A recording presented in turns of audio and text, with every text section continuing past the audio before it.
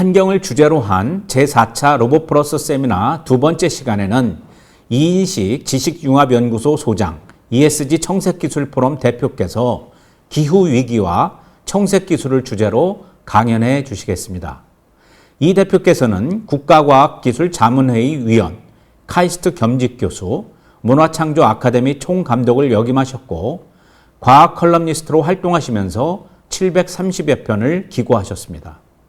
오늘 강연에서는 탄소 중립 해결책으로 뜨고 있는 청색기술에 대한 이야기와 청색경제의 잠재력, 청색기술이 기후위기 시대에 한국 기업에 어떤 영향을 줄 수 있는지에 대해 강연을 청해 듣도록 하겠습니다. 안녕하세요. 이인식 ESG 청색기술 포럼 대표입니다. 제가 대외적으로 지식융합연구소 소장으로 활동하는데요. 최근에는 ESG가 사회적 관심사가 돼서 새로 만든 그 단체가 ESG 청색기술 포럼입니다. 제가 오늘 말씀드릴 내용은 기후위기와 이 청색기술인데요. 아마 기후위기는 워낙 여기저기서 얘기를 많이 해서 귀가 아플 정도로 아실 테지만 아마도 청색기술은 굉장히 낯설 거예요. 제가 그런 얘기를 해요. 기후위기라고, 즉 불이 났다고 소리치는 사람은 굉장히 많은데 그 불을 끄는 방법을 제시하는 사람은 거의 없어요. 불 났다고, 그래서 어쩌라고 제가 그래요. 그래서 그 불을 끄는 방법, 즉 소방수, 기후위기를 해결하는 방법 중에 하나로 제가 청색기술을 말씀을 드리겠습니다.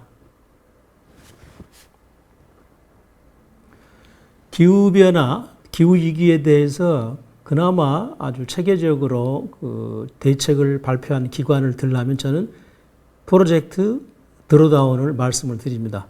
드로다운은 본래 삭감시키는 것, 감축하는 그런 보통 명사고요.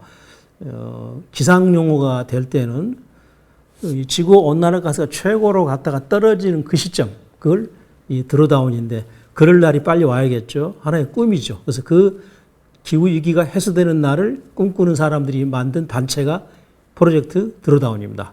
그 드로다운에서 무슨 일을 했냐면 2050년까지 탄소를 줄이는 그런 대책을 100가지를 발표했어요. 그 100가지도 다 1번부터 중요도 다 순서를 정해가지고. 그런데 그 100가지 중에 1번부터 25번까지 아주 중요한 해결책이죠.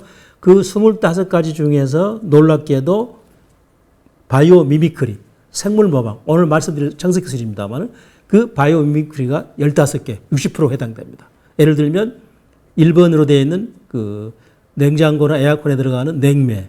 이게 굉장히 그 냉장고 에어컨의 그 냉매 관리만 잘해도 탄소 중립에 가는 길이 쉽고, 그다음 두 번째가 이제 풍력, 땅, 바다의 풍력. 그다음에 세 번째가 놀랍게도 음식 쓰레기입니다.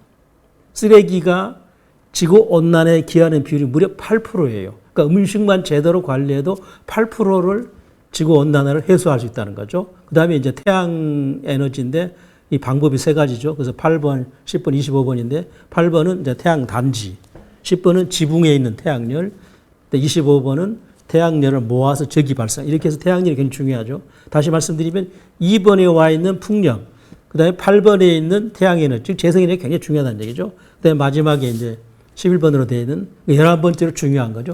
재생농업입니다. 이거는 땅을 가급적이면 우리가 개입 안 해서 토양을 좋게 해가지고 거기에서 탄소를 흡수하게 하는 겁니다. 근데 이거를 발표한 기관이 바이오 미미크리 인스티튜트입니다. 생물모방연구소. 이게 세계적인 기관이고 제 꿈이 이런 걸 한국에 하나 만드는 건데 아직 못하고 있는데요. 그 생물모방연구소의 책임자, 창설자가 바로 제닌 베니스라는 분입니다. 여자분인데요. 그분이 이쪽 밑에 가시면 1997년에 낸 책이 있어요. 생물모방이라고. 바이오 미미크리. 이게 바로 생물모방 원조입니다. 이게 97년에 나와, 다시 말씀드리면 현재 24년 전의 책인데 이 책이 거의 뭐 이 분야의 성경책인데 그 책의 요지는 세 가지예요. 제일 위에 나와 있는 게 지구상에 생명이 언제 나왔죠? 38억 년 전에.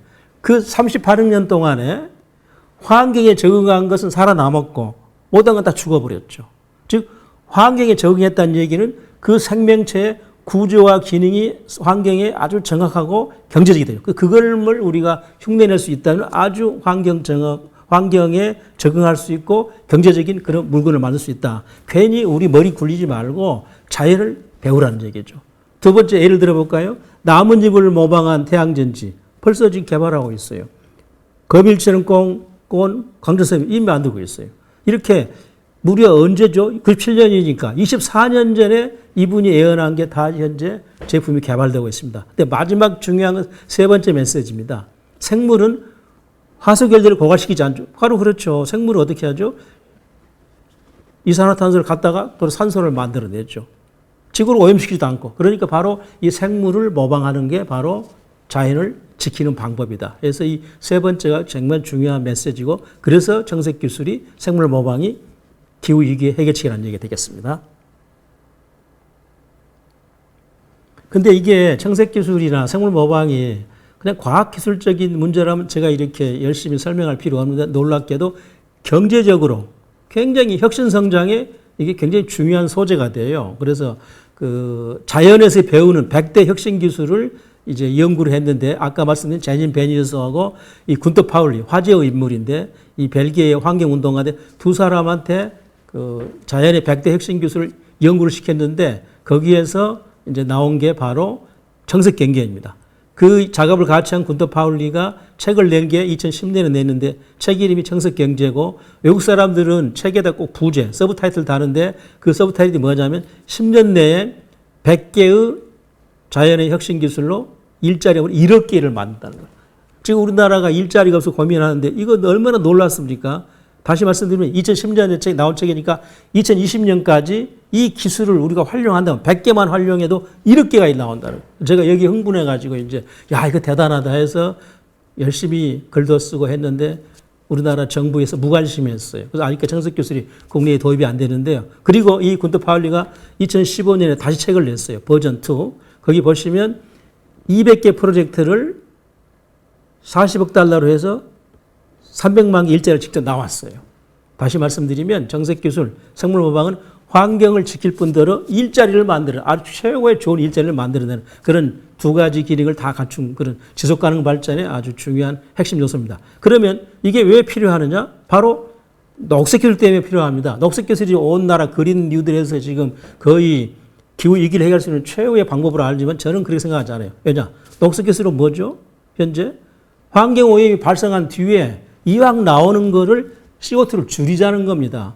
그러면 왜 그렇게 해요? 처음부터 안 나오게 해야죠. 그러면 정색 기술은 아까 그 제니벨 책에서 얘기했습니다만, 아예 생물을 모방하기 때문에 환경 오염 물질이 아예 나오질 않아요. 그러니까 전혀 녹색 기술, 정색 기술 전혀 차원이 다르다. 그러면 우리가 녹색 기술을 하면서 괜히 CO2 줄이려고 돈 들일 게 아니라, 정색 기술을 많이 하면 아예 지구 온난화 가스 안 나오니까, 적게 나오니까 좋다 해서 제가 이거를 굉장히 열심히 하고 다니는데, 그럼 왜 청색 기술이냐고 제목을 정했겠습니까? 그래서 군터 파울리 기자들이 물어봤더니 뭐라고 했냐면, 하늘도 부루, 바다도 부루, 더 중요한 건 우리 지구가 부루입니다. 청색행성입니다. 그래서 제가 이 책을 보고 이상한 게, 청색경제라는 용어는 있는데 그 기술을 이름으로 안 정해서 제가 좀 이렇게 자랑스럽게 얘기하면 세계 최초로 만든 용어가 바로 정색 기술이고 이 브루 테크놀로지입니다. 그래서 우리나라에서 만든 용어이기 때문에 좀 이게 많이 퍼져가지고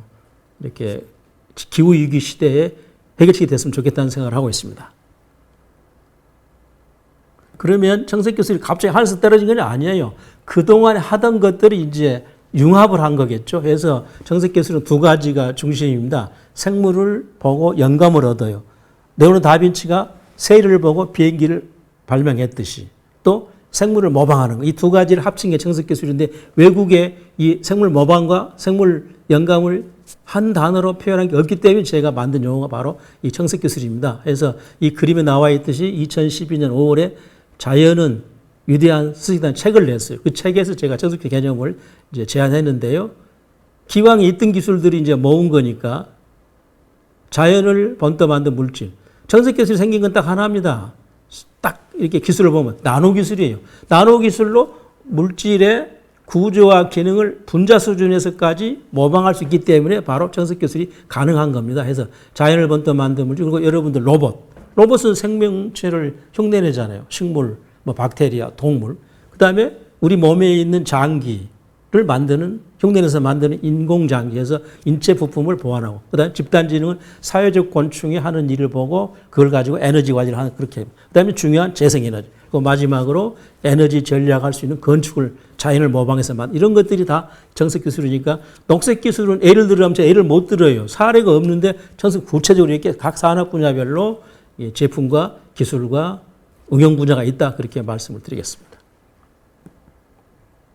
그러면 제가 세 가지만 예를 들게요. 정책 기술이 무엇인지 아주 판타스틱한 애가 되겠는데 이 완보동물입니다. 이름이 완보동물이라 굉장히 거대한 동물로 아는데 이름을 누가 번역을 잘못한 것 같아요. 이게 외국의 타디그레이드라는 건데 물곰, 워러베어, 물속에 있는 곰처럼 생김새가 곰처럼 생겼잖아요. 그런데 크기는 사실은 알고 보면 0.5 불과 아주 작은 미생물이에요. 그래서 완보동물이라는 그 말과 좀 이렇게 괴리감 느껴지는데 이 완보동물, 즉 물곰은 극한 환경에서 살아 있어요. 섭씨 150도, 엄청나죠. 100도에서 물이 끓는데, 영하 270도, 그 추운데, 극지대, 여기서 살아 있어요. 그래서 이게 왜 살아 있을까? 정말 극한 환경에서 알고 봤더니 이 완보동물에서 특별한 물질, 당분, 추가가 나와요. 그걸 이제 우리가 활용을 해야겠죠. 그래서 외국에는 이 타디그레이드 완보동물 연구원 학회가 따로 별도로 있어요. 한국에서 연구산이 별로 없는 것 같은데요. 그래서 딱 떠오르는 게 있겠죠. 이걸 이용하면 어떻게 하죠? 잘만 이용하면 냉장고도 없이 아까 말씀드렸죠. 기후위기 때 1번이 냉장고에서 나오는 그 화학물질이 지구온난화의 최고로 문제가 되는 그 문제를 해결할 수 있는 하는 방법이 된다. 그래서 냉장고 없이 예컨대 백신 또는 식품을 보존하는 그런 기술이 미국과 영국에서 나와 있습니다. 그래서 이게 왜 중요하냐면 아프리카에서 많은 아이들이 죽어가는데 왜 죽느냐. 백신을 못 갖고 가요. 왜냐하면 그 뿌락을 꽂아서 냉장고에다 전기 시설이 없잖아요. 근데 이게 있으면은 냉동할 필요가 없이 백신을 갖고 가서 아이를 살 수 있다. 해서 굉장히 좀 과학기술이 인류에 기여하는 그런 사례가 됩니다. 이 조그만 벌레 하나가. 그래서 이걸 가지고 앞으로는 냉동시설은 무냉동 이 기술이 나올 걸로 생각하고 조금 나아가면 이걸 활용하면 우주도 갈 수 있다. 그런 얘기도 하고 있습니다. 자, 두 번째는 얼룩말입니다. 흰 줄, 검은 줄이 있죠. 그 뜨거운 아프리카에서 이게 타죽지 않아요. 그 이유는 흰 줄, 검은 줄. 검은 줄은 햇빛을 이제 흡수하겠죠. 그 다음에 하얀 줄은 반사하죠. 그래서 이 검은 줄, 흰 줄 피부에 있는 것들이 열을 흡수하고 반사하면서 그 사이에 바람이 생겨요. 그 바람 때문에 피부 온도가 무려 8도까지 내려간답니다. 그래서 얼룩말이 살아있어요. 그 얼룩말의 피부의 색깔 조합을 활용해서 스웨덴의 안데르스 나이큐스트라는 건축가가 지붕에다가 막 칠한 거예요. 흰줄 검은 줄 조합해서 일본의 그 유명한 건설 회사에서 이걸 칠했는데 그 여름철에 에어컨을 쓰지 않고도 5도까지 내려갑니다. 그러니까 5도 내리가 엄청 내려간 거예요. 그 5도 내려면 돈이 얼마나 들겠어요. 막 불을 떼야 하니까. 그런데 이 5도까지 내려가서 에너지도 20% 아끼기 위해서 이 얼룩말 피부 하나만 가지고도 우리가 에너지를 절약하는 이 거물을 만들 수 있다. 그런 사례가 되겠습니다. 자, 마지막 사례는 좀 자랑스러운 사례가 되겠죠.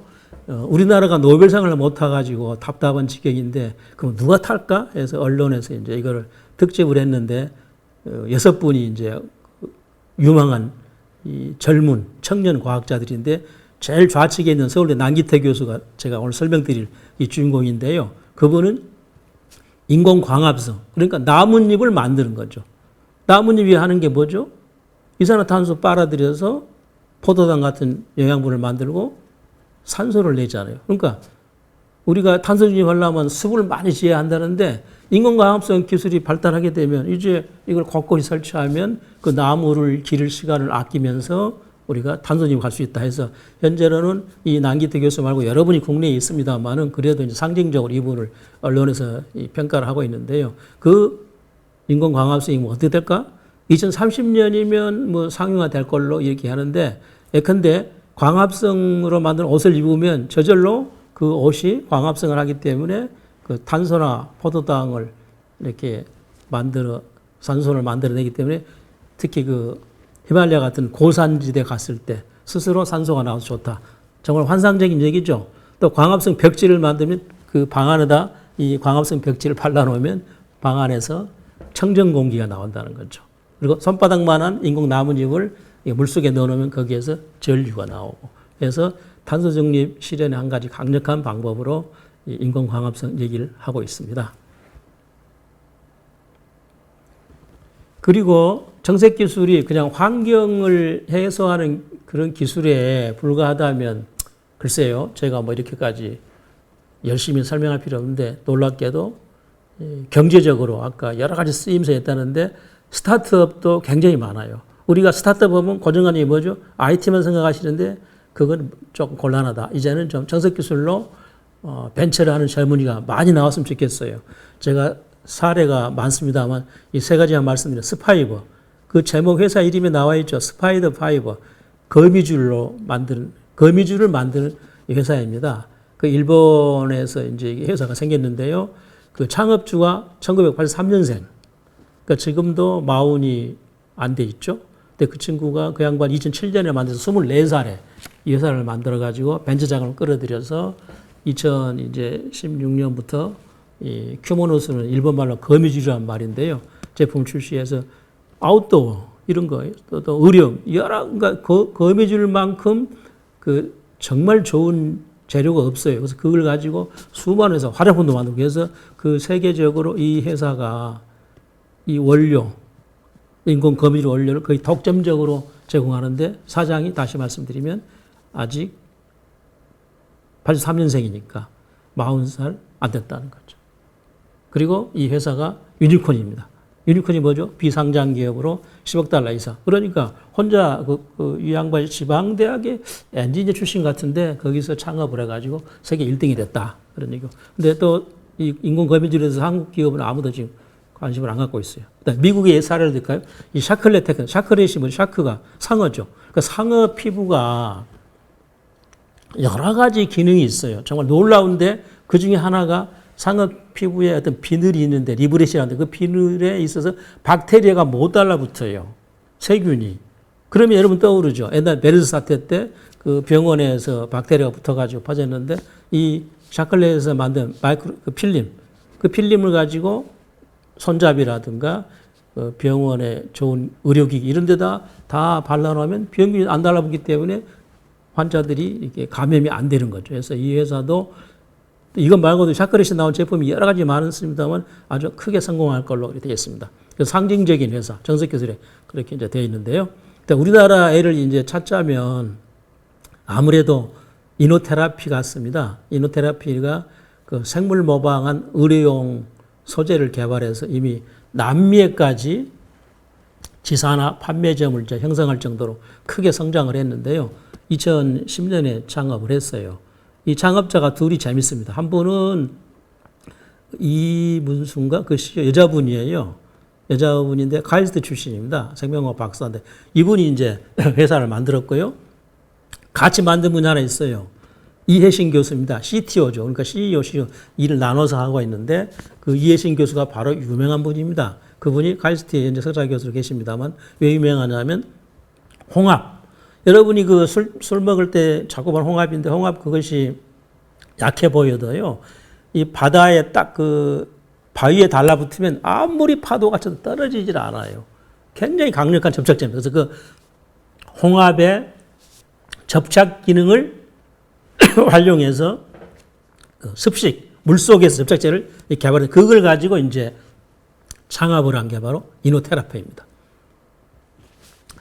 그래서 이렇게 청색 기술이 그 청색 경제, 경제적으로 그 자연을 모방하고 또 영감 얻은 것들은 또 하나 중요한 게 순환 경제입니다. 우리가 커피를 하루에 자주 마시는데 사실은 커피 농장에서 이렇게 오는 원재료 중에 99.8%가 버려져요. 그러니까 우리는 겨우 커피 원두의 0.2%밖에 활용을 못 하는 겁니다. 그 놀라운 얘기죠. 그러면 그 99.8%가 버려지니까 막 썩으면서 그게 지구 온난화 가스가 계속 지구로 올라오는 거예요. 그러니까 재료 낭비죠. 그래서 그걸 어떻게 할 것인가 했는데 그 홍콩의 유스팅창이라는 교수가 연구한 결과 그 커피 버린 쓰레기를 가지고 버섯을 재배하자 해서 대성공을 했어요. 그걸로 해서 일자리가 5천만 명이 생겼답니다. 그러니까 커피 농장마다 2명만 채용해도 그 커피 쓰레기로 버섯을 재배하니까 그렇게 하는 게 바로 뭐냐? 순환경제. 한 개체의 쓰레기가 다른 개체의 먹이가 되는 이게 돌고 도는 순환경제죠. 근데 오늘날 우리 경제는 뭐죠? 선형경제죠. 갖다 쓰고 버려요. take, make, dispose. 갖다 쓰고 버리죠. 순환이 안 돼요. 그러니까 자원이 자꾸 낭비되는 거예요. 그러면서 환경 오염이 생기고 해서 이래서는 안 되겠다. 지구의 그 자원은 제한돼 있잖아요. 그래서 거기서 나온 결론이 순환경제를 하자. 해서 이 다보스 포럼도 지금 나서고 하는데 그 순환경제로 해서 기업들이 굉장히 이익을 본 사례가 너무너무 많습니다. 제네럴 모터스 같은 자동차 회사도 거기서 나오는 쓰레기를 활용해서 10억 달러 이상 뭐 다시 이익이 생기고 또 스타벅스도 그 아까 말씀드린 커피 쓰레기를 갖고 다른 걸 만들고 또 푸마, 우리 스포츠 용품만 푸마도 한번 버린 이게 바지 그 있죠? 바지 이런 거 다시 이제 원료를 재가공하고 그 유명한 리코는 우리 복사기 회사인데 다시 다 갈아주잖아요. 그 재제조라고 하는데 이렇게 해서 세계적으로 이 순환경제 바람이 부는데 특히 요즘에 이제 2, 3년 내에 특히 불어서 바로 순환경제도 자연의 순환 논리를 활용하기 때문에 결론적으로 청색 기술을 가지고 청색경제도 해서 물건을 만들고 순환경제해서 자원도 아끼고 돈도 벌고 하는 게 이제 바로 청색기술이 왜 경제적으로 필요한가를 설명드린 이 논리가 되겠습니다. 그런데 이렇게 중요한 청색기술을 왜 제 양반은 이렇게 혼자 고군분투하고 설명할까? 아무도 관심을 안 갖는 거예요. 제가 설명드렸잖아요. 여기 사례를 들어서. 이렇게 경제적으로 중요하고 환경이 중요한데. 그래서 제가 2012년에 책을 내고 열심히 돌아다녔는데 아무도 관심 안 가져서 포기를 했어요. 아, 우리나라에서는 이게 안 맞겠다 했는데 하늘이 도왔는지 2015년 여름에 어디서? 경상북도에서 연락이 왔어요. 그 경산시에서. 그 동대구 옆에 가면 경산시 있잖아요. 경산시에서 그 시청 공무원들이 참 대단하죠? 그 과학자들도 아니었어요. 그분들이 하시는 말씀이 우리가 청색기술을 하겠다. 얼마나 반가웠는지 몰라요. 그래서 이제 저하고 손잡고 해가지고 거기서 이제 에타를 통과해야 하잖아요. 그래서 에타를 통과하기 위해서 스태피, 이 과학기술정책원에 1억 이상의 용역을 줘서 열심히 했습니다. 해가지고 이제 보고서 나오고 해서 현재 어떻게 되었느냐 하면 이 경산시 움직임을 해가지고 2년 전에 경상북도가 2030 신경북형 미래 제너스라면 5개를 발표했는데 제일 먼저 발표된 게 이 청색기술이었습니다. 그리고 영남대학이 과기부에서 승인을 받아가 자율주행 차량을 개발하는 청색기술 선도 연구센터를 만들었고 해서 지금 경상북도는 굉장히 열심히 청색기술을 선도하고 있습니다. 그러니까 거기에 질세라 또 전라남도도 거의 뭐 좋은 의미의 이 경쟁의식이 있잖아요. 그래서 전라남도에서 저한테 연락이 왔어요. 그 당시 도지사가 바로 현재 그 이낙연 전 국무총리입니다. 그분하고 저하고 힘을 합쳐가지고 2016년에 청색기술 산업화센터를 만들었어요. 산업추진단. 그래서 거기도 또 이제 타당성을 검토해야 하니까 해서 광주과학위원 지스트에서 5천만 원을 갖고 전남도에서 받아가지고 그 청색기술 이제 연구 용역을 했습니다. 그러니까 참 이렇게 참 반가운 게 풀뿌리 과학기술이라고 하면 제가 지자체에서 중앙정부는 산자부는 과학기는 무관심한데 지자체에서 이렇게 열심히 한 건 아마 우리 과학기술사의 전무후무한 아주 빛나는 사례가 되지 않겠느냐 그런 생각을 합니다. 그러다 보니까 중앙정부도 무관심할 수 없잖아요. 특히 정치권에서 해서 충남 천안의 국회의원인 박안주 의원이라는 분이 국회에서 저희들과 같이 전국 토론을 해가지고 그 나온 결과로 청색기술 개발 촉진법을 발의했습니다. 작년 6월 22일. 그래서 아직 이게 좀 통과가 쉽게 안 되는데 저는 간절히 바라건대 금방 갔죠. 기후위기도 해결할 수 있고 또 순환경제 선택경제에서 기업한테 많은 기회를 제공하고 브루오션입니다. 그래서 이번 국회에 통과되기를 간절히 바랍니다. 그래서 저는 이번 대선 국면에 청색기술이 굉장히 관심사가 되기를 바라고 그렇게 될 걸로 저는 기대를 하고 있습니다. 그래서 여러분들이 많이 도와주셔가지고 정말 이 짧은 시간입니다만은 이 청색기술로 창업에서 돈 번 사례가 너무너무 많아요. 좀 그런 걸 사례를 전부 한번 소개를 하고 싶은데 그 작년에 현대자동차가 저거 협업을 해가지고 그 청색기술의 50개 사례집도 만들고 했습니다만은 아직은 국내에서 좀 이렇게 무관심한 것 같은데 좀 서두르면 좋겠다 그런 생각을 하고 있습니다. 근데 또 다행스럽게도 KBS ETV에서 이 경제타임이라는 그 아주 이 골든타임에 정책 기술을 소개를 했어요. 그래서 2017년 7월 12일 날 7분 9초 동안 소개를 했는데 여기 보시면 우리는 아무래도 경제 규모, 시장에 관심이 많은데 2015년에 겨우 43억 달러에 불과했던 시장이 15년 2030년에 무려 1조 6천억 달러. 뭐 퍼센트를 따지면 엄청나게 이 성장하는 시장이 바로 이 정책경제 시장입니다. 그래서 그 옆에 그림 2개 나와 있는 거는 특허, 또 학술 논문이 다 해마다 10% 이상 나오는 정말로 과학자들의 도전적인 새로운 분야라는 이 말씀을 드리겠습니다. 그러면 지금까지는 이제 정책 기술을 간단히 개념을 소개해 드리고 환경 문제 또 경제적인 문제에서 굉장히 필요하다고 이제 제가 강조를 했는데 그러면 앞으로 어떻게 될 것인가 한번 제가 요점을 정리해 볼게요. 그래서 산업 측면에서는 정책 경제, 순환 경제 아주 기반 기술이 되는 게 정책 기술이고요. 그 다음에 혁신 성장. 우리가 새로운 걸 자꾸 해야겠는데 그럴 때 아주 좋은 이게 기회가 제공되겠다.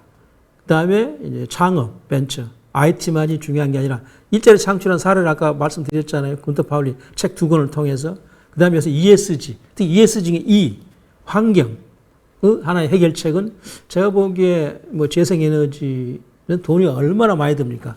별로 그거는 창업할 일이 많지 않아요. 국가에서 할 일이고 민간 단위에서 할 수 있는 건 아마도 이 환경, ESG, 이 해결책은 아마도 저는 이 정책 기술이 제일 좋지 않겠느냐. 그러니까 지방단 이렇게 국가기관이 아니라는 거예요. 개인 기업들이 하면 되거든요. 그래서 여기에 이제 이렇게 관심을 가진 데가 바로 생활 ESG 행동입니다. 거기서 저한테 연락이 왔어요. 플랫폼을 해달라고 해서 지난 4월 8일 날 ESG 정책기술 포럼을 만들어서 현재 170여 분이 참여를 하고 있습니다. 그 다음에 이제 마지막은 중요한 게 아까 여러 번 말씀드렸습니다. 2050 탄소 중립을 한꺼번에 할 수가 없어요.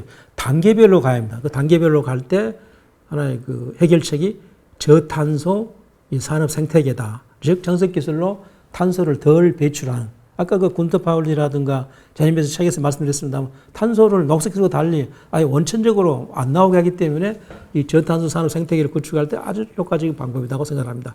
그리고 이제 중요한 건 연구 개발할 우리가 능력이 있어야 할 텐데 근데 우리 나노 기술을 우리가 세계 5등 안에 들거든요. 근데 정책 기술의 대부분이 나노 기술입니다. 그래서 그 나노 기술을 이쪽 산업화 쪽으로 좀 하면 되지 않겠냐고. 특히 순환 경제 기술은 국내가 별로 없는데 이게 아까 그 다보스 포럼 얘기를 했습니다만 굉장히 큰 시장입니다. 그래서 그쪽으로 갔으면 좋겠고 에너지 전략도 굉장히 중요하죠. 아까 그 건물, 얼룩말 같은 것도 흰개미 집단 이런 거 이용하는 게 있고 더 중요한 산업 디자인입니다. 즉 외국에서 모든 물건들은 다 동물이 흉내를 내요. 그 일본의 신칸센도 그 물총새를 흉내냈잖아요. 지금 에어택시 만든다는데 그거 다 지금 상어를 흉내내고 있어요. 산업 디자인 쪽에 새로운 하나 탈출구가 저는 전석기술이라고 생각을 합니다. 그 다음에 생태건축. 당연하죠. 에너지를 아끼고 전략하고. 그리고 우리가 스마트 도시를 하는데 이왕이면 생태 개념을 넣은 스마트 전수도시를 하자는 겁니다. 이거 정말 중요한 건 2세 교육인데요. 우리가 지속가능 발전기업을 유네스코에서 그 ESD라는 개념을 가지고 하고 있는데 ESD는 3가지입니다. 경제, 사회, 환경인데 제가 국내에서 하는 교육 내용을 들여다보면 경제, 사회, 환경, 환경과 사회는 경제의 그 개념이 빠져 있어요. 그래서 그 분야에 저는 정책기술과 정책경제를 넣어서 전국적으로 교육을 했으면 좋겠다는 겁니다. 그래서 앞으로 단순준비 시대에 제일 중요한 온 국민이 생태에 대한 그 어떤 기본적인 생각이 있어야 할 텐데 그래서 생태 전환 교육의 하나의 중요한 계기를 이걸로 삼고 싶습니다. 여러분이 이렇게 들어서 고마운데요. 그럼 제가 마지막 그림 이렇게 하나 설명해 드릴게요. 브루 프레니. 칼 세이가 얘기했죠. 페일 브루드. 지구는 파란 점입니다. 그게 브루 에코노미, 브루 테크놀로지에 쭉 우리가 열심히 해가지고 정책 기술로 ESG 경영에 아까 말한 E, 환경의 해결책을 삼고 그다음 저탄소 산업 생태계에 이걸로 해서 2050년까지 가는 데 보탬이 돼서 결론적으로 자연, 기술, 경제가 삼위일체 조화를 이룬 지속 가능 발전 사회를 만들면 좋겠다는 게 제 개인적인 생각입니다. 여러분 고맙습니다.